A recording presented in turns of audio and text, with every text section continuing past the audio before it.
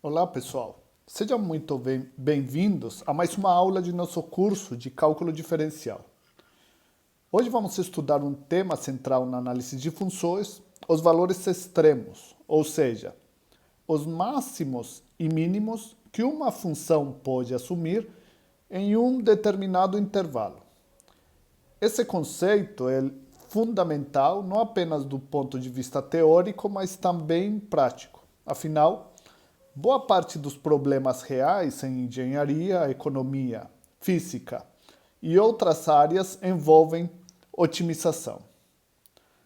Ao longo dessa aula, vamos revisar as condições necessárias e suficientes para extremos, compreender o papel das derivadas nesse processo e ver como identificar máximos e mínimos, tanto locais quanto globais. Posteriormente, também veremos exemplos gráficos e aplicações que mostram como interpretar geometricamente esses pontos e como usá-los para resolver problemas do dia a dia. Começando pela definição de máximos e mínimos, dissemos que uma função f de R em R tem um máximo, respectivamente um mínimo, no ponto C, que pertence ao domínio da função, se para qualquer valor de x que esteja no domínio da função, os valores de f em x são menores que f de c. Respectivamente, para mínimo, os valores de f de x são maiores que os valores de f em c. Neste caso, os valores C e D são chamados, respectivamente, de ponto de mínimo e ponto de máximo.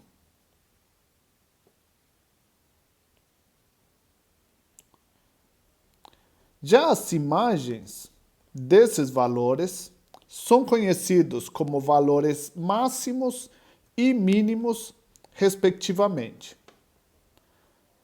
Um outro conceito relacionado aos extremos são os extremos locais.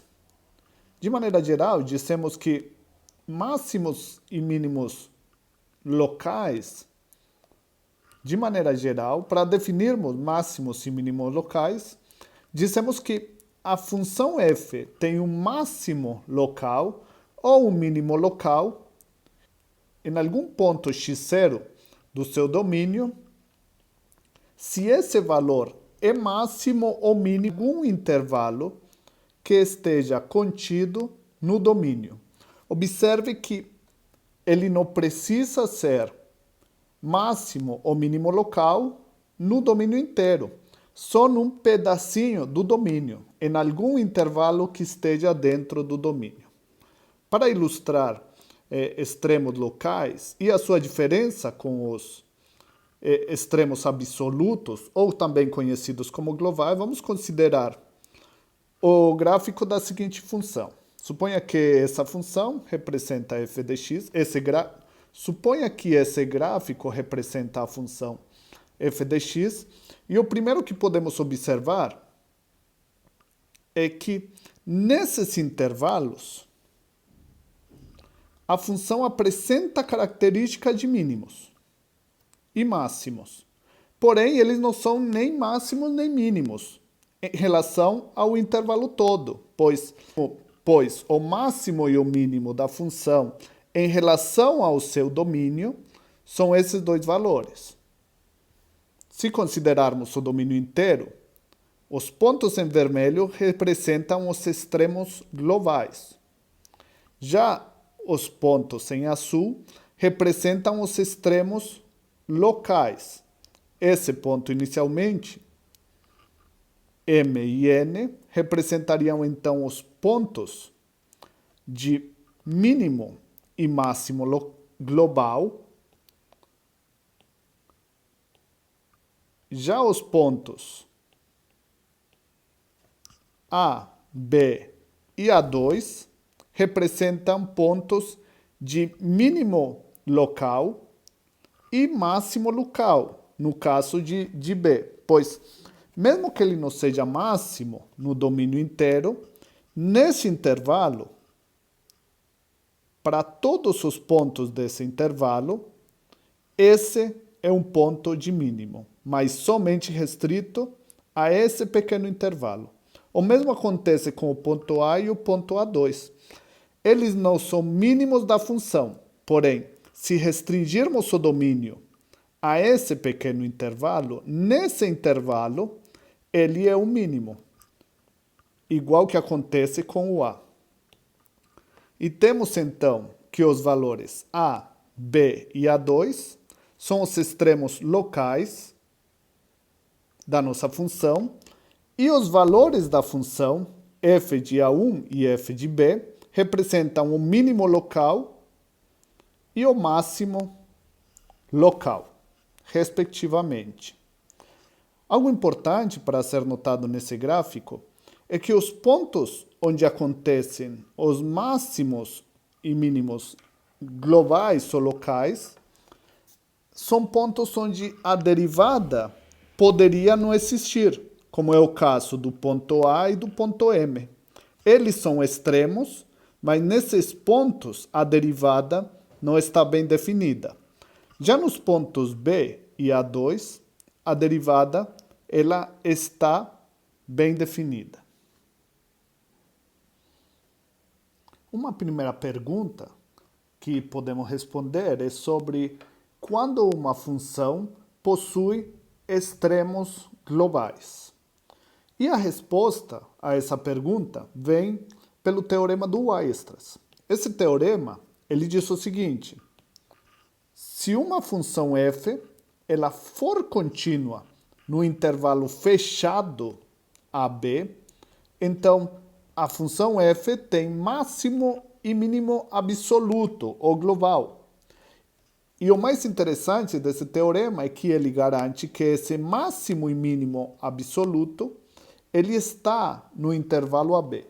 Neste caso, seriam os pontos de máximo e pontos de mínimo absolutos também estão no intervalo AB. Nessa hora, temos que ter um cuidado com esse teorema. Porque, para poder aplicar esse teorema, o intervalo ele tem que ser fechado. E fechado também quer dizer que o A não pode ser menos infinito e o B ele não pode ser mais infinito. Quando digo intervalo fechado, significa que A e B são finitos e eles estão incluídos no intervalo.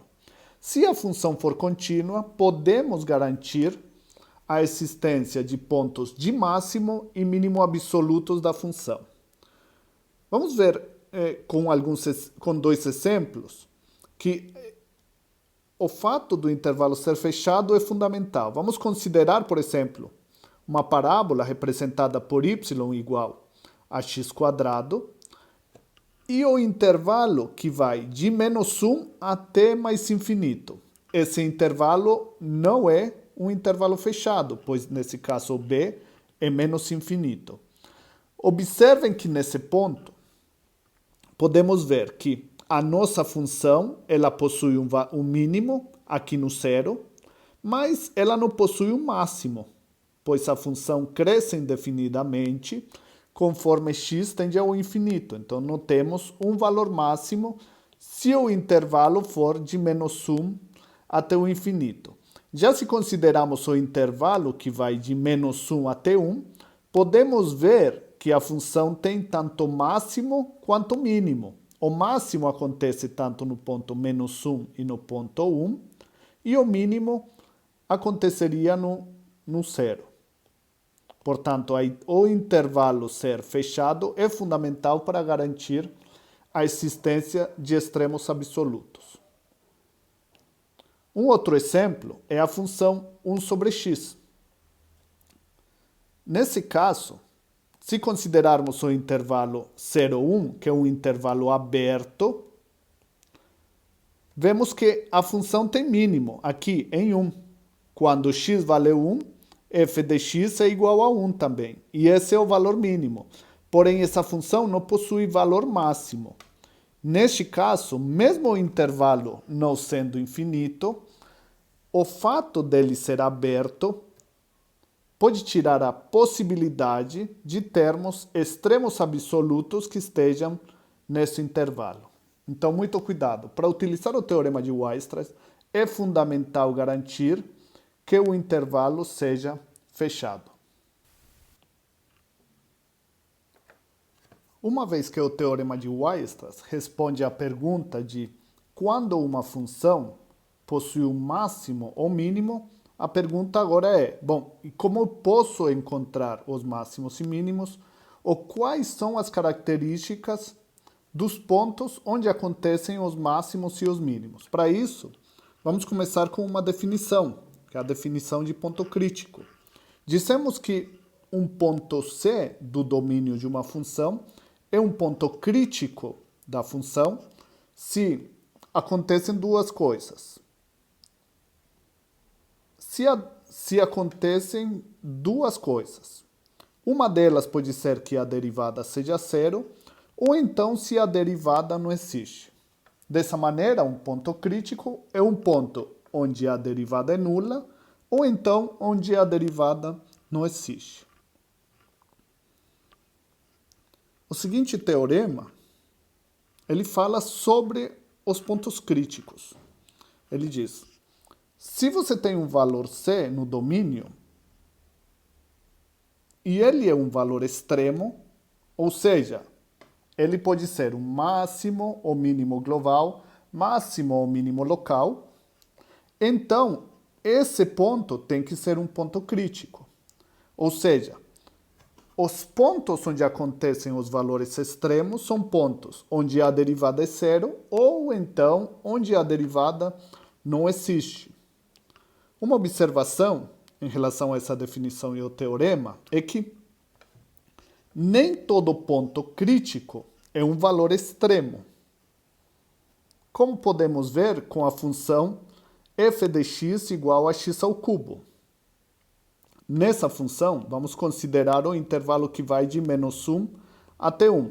O teorema de Weierstrass garante que a nossa função possui o máximo e o mínimo no intervalo entre menos 1 e 1, já que a função x ao cubo é uma função contínua.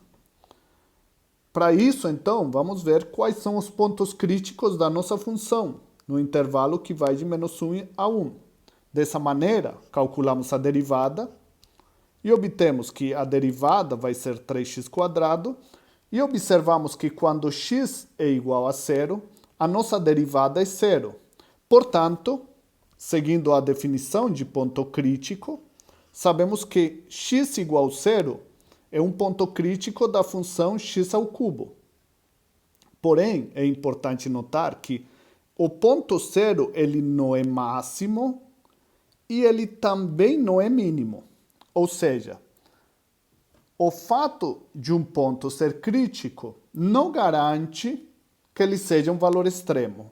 Porém, todo valor extremo ele deve ser um ponto crítico.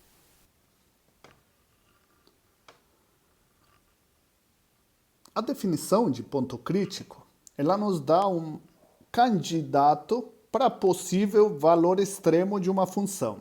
Agora, se queremos saber ou determinar quais são os extremos de uma função num intervalo fechado, então procedemos da seguinte maneira. Primeiro, encontramos os pontos críticos que tem no intervalo aberto.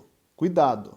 Para encontrar os extremos no fechado, primeiro encontramos os pontos críticos no intervalo aberto, excluindo A e B. Depois, encontramos os valores da função nos pontos críticos, ou seja, calculamos o ponto crítico e vemos qual é o valor da função nos pontos críticos. O terceiro é encontrar o valor da função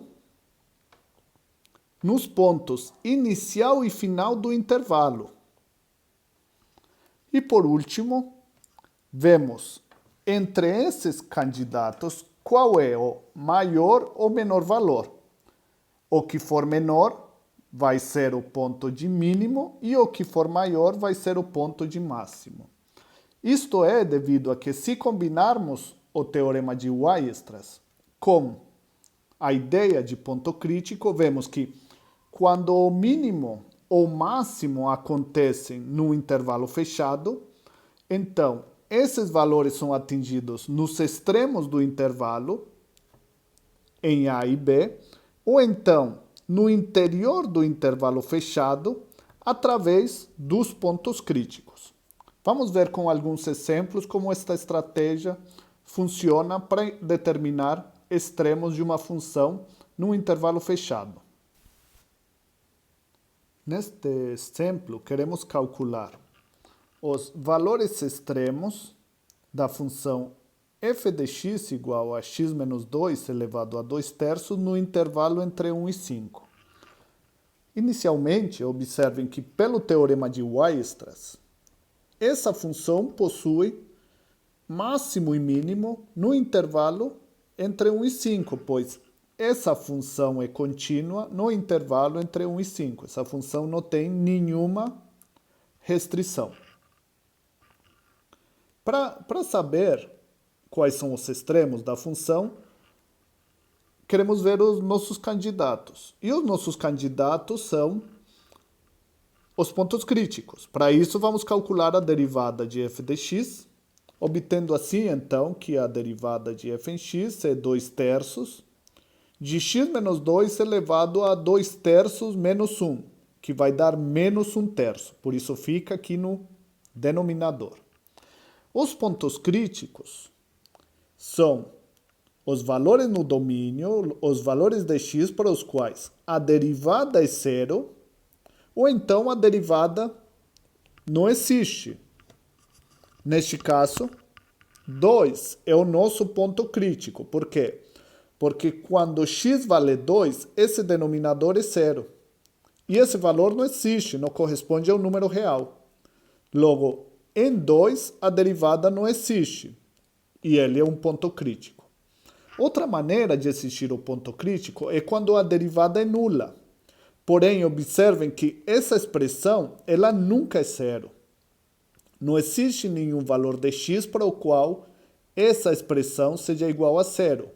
Logo, a derivada não é zero e, então, o único ponto crítico da nossa função é o 2. Isso significa, então, que o extremo máximo ou mínimo acontece no ponto 2? Não necessariamente. Para isso, temos que ver o que acontece nos extremos do intervalo. Como fazemos isso? Substituindo a função. Observe que o valor da função no ponto crítico, que é 2, é igual a zero. Cuidado, aqui eu substituo na função, não na derivada. O valor da função no ponto crítico é zero. Já o valor da função no extremo do intervalo é igual a 1, porque dá 1 menos 2, menos 1 elevado a 2 terços, dá 1. E f de 5, que é raiz cúbica de 9. Para saber quem é o máximo e o mínimo, garantido pelo teorema de Weierstrass, vemos quem é o maior. Neste caso, o maior valor é quando x é igual a 5, e o menor valor é quando x vale 2, ou seja, no ponto crítico. Neste caso, o mínimo acontece no ponto crítico. Já o máximo, ele não acontece num ponto crítico. Logo, o valor mínimo é igual a zero. Cuidado, o valor mínimo é o valor da função no ponto de mínimo. E 2 é o ponto de mínimo. Já o valor máximo é raiz cúbica de 9. E o ponto de máximo é igual a 5. Lembrem, o valor máximo é o valor da função no ponto de máximo. Graficamente, observamos o seguinte. A nossa função ela tem o máximo e o mínimo, o máximo e o mínimo, no valor 2, que é o ponto crítico. Observem que nesse ponto a derivada não existe, tem esse ponto de bico, onde a derivada não existe. E 5, que é o nosso valor máximo. Concluindo assim a nossa análise sobre os valores extremos da função x menos 2 elevado a 2/3, restrito ao intervalo entre 1 e 5. Se mudarmos o intervalo, teríamos que mudar a análise dos máximos e dos mínimos. O anterior nos garante uma maneira de saber quando uma função possui um máximo ou mínimo global, definido num intervalo fechado. Mas a pergunta agora é: como eu posso saber se um ponto crítico ele é máximo ou mínimo local? Lembrando que local ele não necessariamente é máximo ou mínimo da função como um todo, mas restrito a algum intervalo, ele é máximo ou mínimo. Então, qual seria o critério para eu identificar pontos críticos que são máximos ou mínimos locais? Para isso, temos o teorema conhecido como teste da segunda derivada. Ele diz o seguinte: suponha que você tem um ponto no domínio da função, um ponto C, e nesse ponto a derivada é zero, isto é um ponto crítico. Se a derivada em x, cuidado, não é em c, a derivada existe para todos os valores em algum intervalo que contém c, então não é suficiente com a derivada existir no ponto crítico. Ela tem que existir em algum intervalo que contenha aquele ponto c. Se isso é possível, e além disso, a segunda derivada, que é a derivada da função derivada, ela existe no valor c. Então, temos duas possibilidades. A primeira delas é: se o valor da segunda derivada no ponto crítico é negativo, então c vai ser um valor de máximo local. Já se a segunda derivada no ponto crítico ela for positiva, então esse ponto crítico é um mínimo local. Esse teorema, conhecido como o teste da segunda derivada, garante de uma maneira algébrica quando um ponto crítico é o máximo ou mínimo local. Observe que esse teorema nada disse em relação aos pontos críticos cuja derivada não existe. Ele só disse ao respeito de pontos críticos cuja derivada é zero. Neste exemplo, queremos analisar os extremos da função dada por esse polinômio cúbico no intervalo que vai do 0 até o 4. E queremos usar o teste da segunda derivada para ver quais são os máximos e mínimos locais e também encontrar os globais. Para isso, começamos então identificando quem são os pontos críticos. Lembrando, os pontos críticos são onde a derivada é nula, ou então os pontos onde a derivada não existe. Nesse caso, temos que a primeira derivada da função é dada por 3x² menos 12x mais 9. Observem que aqui a derivada ela está definida para todos os valores de x.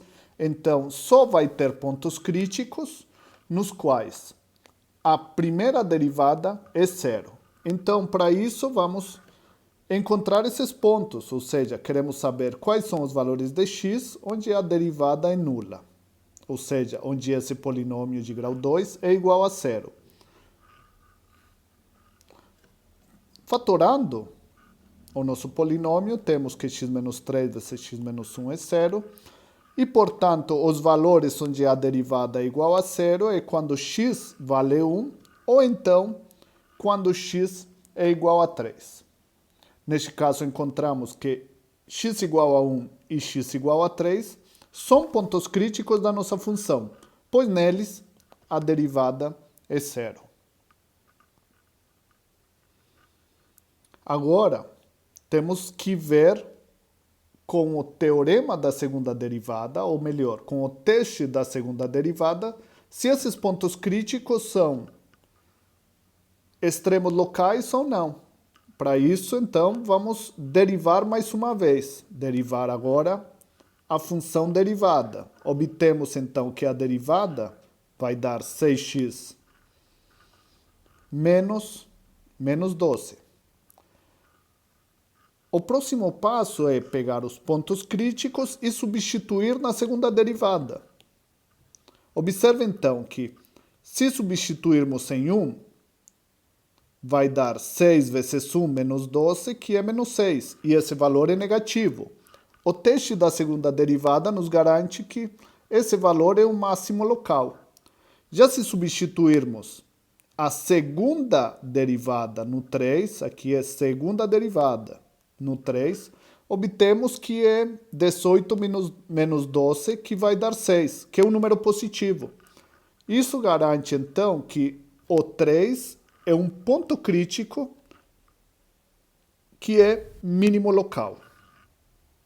Então, até agora temos que os pontos críticos são 1 e 3. O 1 é o máximo local e o 3 é um ponto de mínimo local. Mas agora queremos saber, bom, e quais são os extremos absolutos, não somente locais? Para isso, então, devemos comparar os valores da função nos pontos críticos, ou seja, f no 0, os valores da função nos pontos críticos e os valores da função nos extremos do intervalo. No extremo 0 do intervalo, a função vale 1. É só substituir na função por 0 e obtemos o 1. Quando substituirmos por 4, o valor da função é igual a 5. Já nos pontos críticos, quando x é igual a 1, a função também vale 5.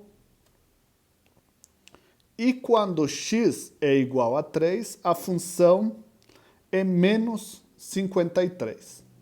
Dentre desses 4 valores, devemos identificar quem é maior e menor. Observem que a imagem do 0 é 1, mas a imagem do 3 é menos 53. Portanto, o 3 é um ponto de mínimo global da nossa função. Já o ponto 4 e 1 são pontos onde acontecem o máximo global. Nesse caso, o valor máximo é igual a 5. E os pontos de máximo são o x igual a 4 e x igual a 1. Concluindo assim a nossa análise dos extremos da função f dada inicialmente.